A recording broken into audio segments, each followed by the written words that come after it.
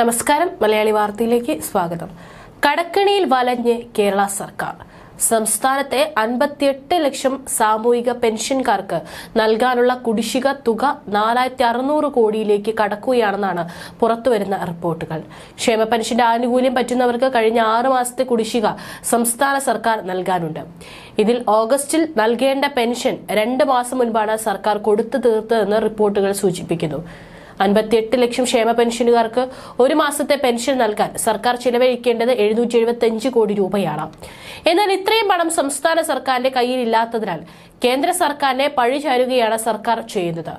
സംസ്ഥാന സർക്കാരിന്റെ ഖജനാവിലേക്കുള്ള പണത്തിൽ 45.11 ലക്ഷം പേർക്ക് മാത്രമാണ് ക്ഷേമ പെൻഷൻ നൽകാൻ സാധിക്കുന്നത്.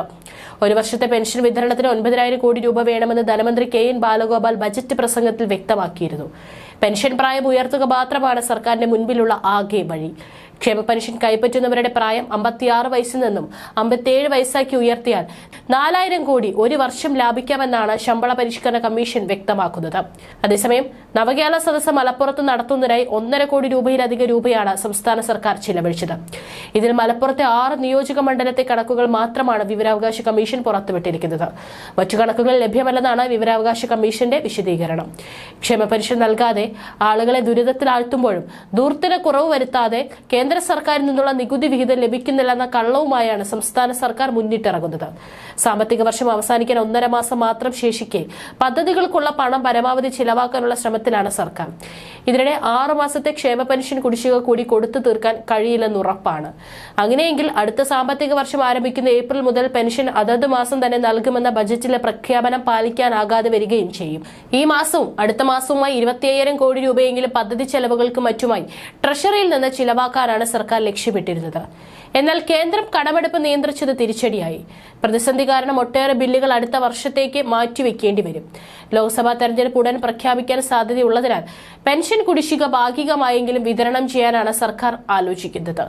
സഹകരണ ബാങ്കുകളുടെ കൺസോർഷ്യം രൂപീകരിച്ച് പണം കണ്ടെത്താനായാൽ 2 മാസത്തെ പെൻഷൻ നൽകാനാകും. 1 മാസത്തെ ക്ഷേമ പെൻഷൻ നൽകാൻ 775 കോടി രൂപ വേണം. സംസ്ഥാന സർക്കാരിന്റെ മാത്രം പണം കൊണ്ട് 45.11 ലക്ഷം പേർക്കാണ് സാമൂഹിക സുരക്ഷാ പെൻഷൻ നൽകുന്നത്. ഇതിനുവേണ്ടി മാസം 667 കോടി വേണം. കേന്ദ്ര സർക്കാരിന്റെ കൂടി സഹായത്താൽ 7.42 ലക്ഷം പേർക്ക് പെൻഷൻ നൽകുന്നുണ്ട്. ഇതിന് കേരളം കണ്ടെത്തേണ്ടത് 19.15 ലക്ഷം രൂപയാണ്. വിവിധ ക്ഷേമനിധി ബോർഡുകളിൽ അംഗങ്ങളായ 5,66,000 പേർക്ക് പെൻഷൻ നൽകാൻ 89.40 ലക്ഷം രൂപ വേണം. 1 വർഷത്തെ പെൻഷൻ വിതരണത്തിന് 9,000 കോടി വേണമെന്നാണ് ധനമന്ത്രി ബജറ്റ് പ്രസംഗത്തിൽ വ്യക്തമാക്കിയത്. ഏപ്രിൽ മുതൽ സംസ്ഥാന സർക്കാരിന് വീണ്ടും വിപണിയിൽ നിന്ന് കടമെടുക്കാമെന്നതിനാൽ സർക്കാരിന് വേണമെങ്കിൽ ഒറ്റയടിക്ക് ക്ഷേമ പെൻഷൻ കുടിശ്ശിക കൊടുത്തു തീർക്കാനാകും. എന്നാൽ ഇത് മറ്റു ചെലവുകളെ ബാധിക്കും. മാത്രമല്ല, സാമ്പത്തിക വർഷത്തിന്റെ ആരംഭത്തിൽ തന്നെ വൻ തുക കടമെടുക്കുന്നത് അവസാന പാദത്തിൽ വലിയ പ്രതിസന്ധി സൃഷ്ടിക്കും. അടുത്ത വർഷം വരുമാനം മെച്ചപ്പെടുത്തുന്നതിനായി ആവശ്യമെങ്കിൽ പ്ലാൻ B പുറത്തെടുക്കേണ്ടി വരുമെന്ന് ധനമന്ത്രി പറഞ്ഞിട്ടുണ്ട്. ജീവനക്കാരുടെ പെൻഷൻ പ്രായം വർദ്ധിപ്പിച്ചാൽ മാത്രമാണ് സർക്കാരിന് ഒറ്റയടിക്ക് ചെലവ് നിയന്ത്രിക്കാൻ കഴിയുക. അടുത്ത വർഷം പിടിച്ചു നിൽക്കാനായില്ലെങ്കിൽ ഈ പ്ലാൻ B ആണോ സർക്കാർ പുറത്തെടുക്കുകയെന്ന് കാത്തിരുന്ന് കാണാം.